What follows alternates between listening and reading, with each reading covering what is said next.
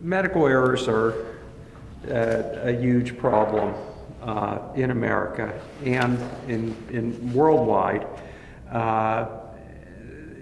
It's a little different from medical malpractice. Medical malpractice is a mistake that a doctor makes, or it could be a nurse, from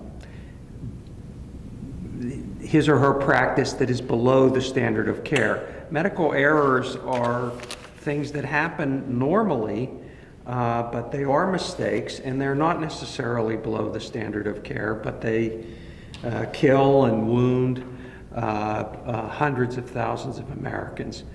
There were some major cases in the late 20th century where famous people died of medical errors, like the Shah of Iran died in spleen surgery when his pancreas was nicked. He actually died of the complications of that.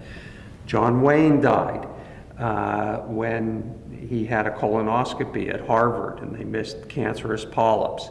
Andy Warhol, probably the last artist with mass appeal, died in New York Hospital, a very famous institution, after routine gallbladder surgery, probably because he was overly irrigated, hydrated by tubes. Others didn't die, but their cases were famous. The actor Dennis Quaid, he had a couple of he and his wife had a couple of infant twins. They had an infection. They were given an anticoagulant drug. Unfortunately, they were given it in adult strength, and they almost bled to death. I could go on, but there were many of these very famous cases, and they really crystallized attention of the media and of the medical profession. In the late 90s, a unit of the National Academy of Sciences called the Institute of Medicine did a report. It was based on 3 states, a very careful report that was based on chart analysis of tens of thousands of patients in Colorado, Utah, and New York. And they came up with a number, or 2 numbers, a range, basically, which is how medicine sometimes does it, 44,000 to 98,000 deaths annually. That's the equivalent of a jumbo jet going down every day. It attracted some attention, and there have been some reforms since then. It's a massive problem. With electronic charts, we found out that it's much bigger. It's probably, I guess the best study shows that it's between 210 and 440,000 deaths a year, probably towards the high side. And that's the 3rd largest cause of death in the United States, behind heart disease and cancer, both of which are about 500,000 deaths a year. So it's a real problem, and just about everybody knows someone who went into a hospital or a nursing home, came out with a bad infection, or perhaps had a drug interaction, or overdose, or maybe, certainly in a nursing home, fell. A fall while you're in treatment is an error. It shouldn't happen.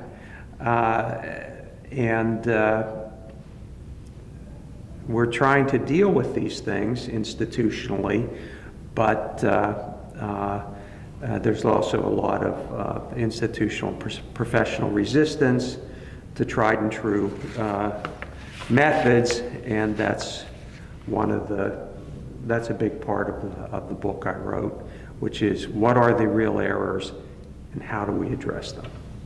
100,000 people in this country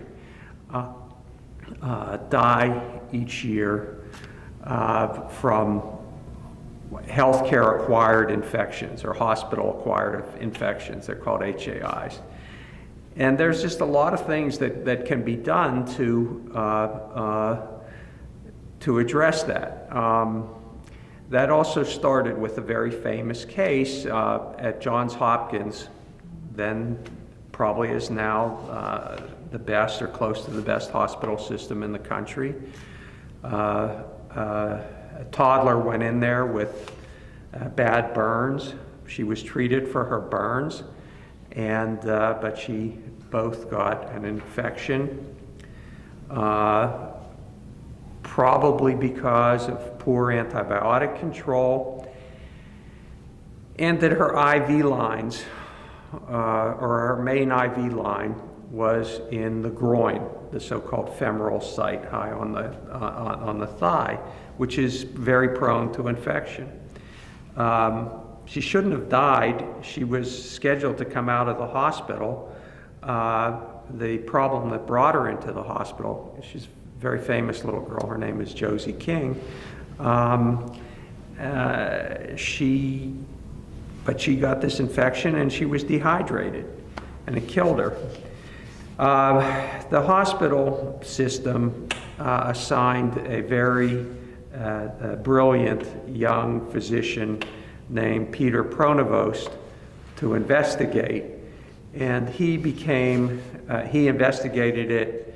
He was completely honest, and he blamed the hospital for what happened, but he also became one of the leaders of the American anti-error movement, and came up with these so-called bundles of procedures that, if applied, reduce serious infections almost down to zero. Now, the one he's most famous for is for central line associated bloodstream infections. In the trade, they're known as CLABSIs, C-L-A-B-S-I. Basically, you need to have, you don't put the central line in the femoral site. You obviously have rigorous hand washing and draping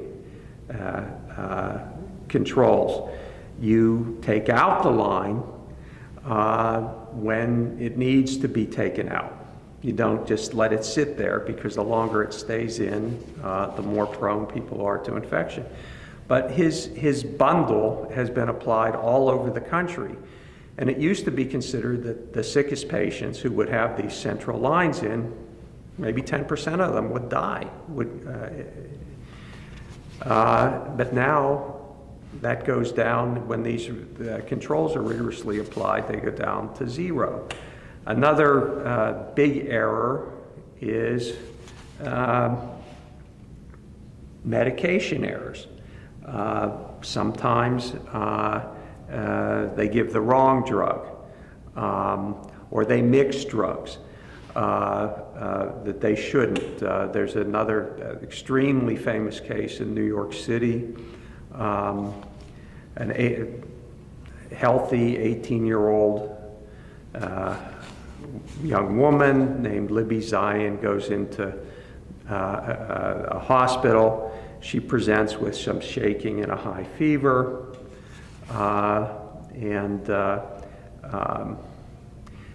they don't have any, they just have doctors in training on site to deal with all the patients in the hospital. They have a resident and an intern. And they don't know what to do with her. And they've been up for days. Okay, so what do? They restrain her and they give her an antispasmodic drug and a synthetic opiate. I think it was an opioid. I think it was synthetic. In any event, that has a lethal drug interaction. associated with it, so an 18-year-old dies in the morning. Well, that led to a lot of reforms, particularly for residents all over the country. Now they can only work 24 hours straight and only 80 hours in a week. Now that's a big reform compared to the way they used to work. So things like that have happened due to the attention that has been focused on these issues. Now, we're far from out of the woods. We still have 250,000 deaths per year from these issues. Sometimes, for example, you'll have a wrong site surgery. And there's a very famous one of those that was in Tampa, for example, construction worker named Willie King, had the wrong leg cut off in the late 80s, I believe. But that led to new rigorous double-checking type procedures in the operating room, where everybody goes over, first of all, what is the procedure we're doing? Who is the patient? What is the site of the operation? And not only that, but anybody now in a good hospital can stop the surgery. A nurse can speak up and say, hey, wait a minute. Looks like we're going to close and leave an instrument in the site, or we're going to operate on the left leg instead of the right leg.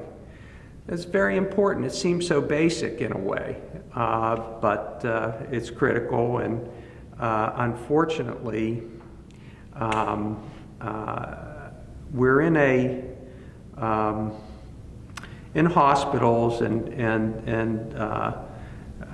mainly in hospitals, but also in long-term care facilities. We're not in a regulatory environment. We're in a accreditory environment. And that means that the accrediting agency comes around about once every 3 years and takes a look. Very seldom will shut down a hospital. Now, in Willie King's case, they actually did shut down a major hospital in Tampa for a while after they operated on the wrong leg. But we have all these marvelous CDC, Centers for Disease Control and Prevention, guidelines about infection, for example.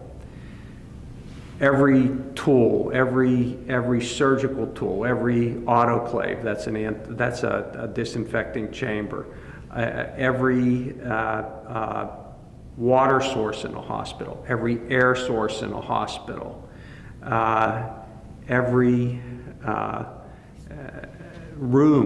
hospital room is based on, has an entire regimen of what disinfects or sterilizes. In other words, what the compound is, how long it has to be in contact with the tool.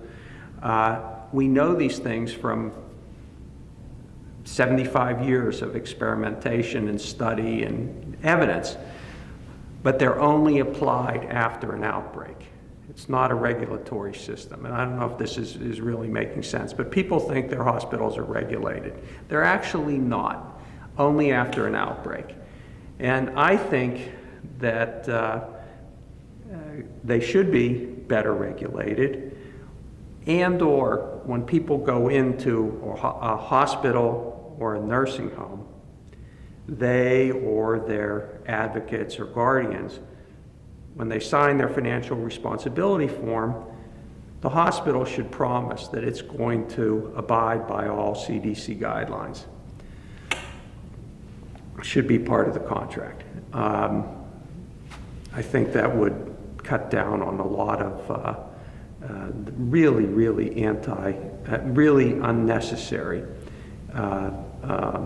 infection that we have today in hospitals.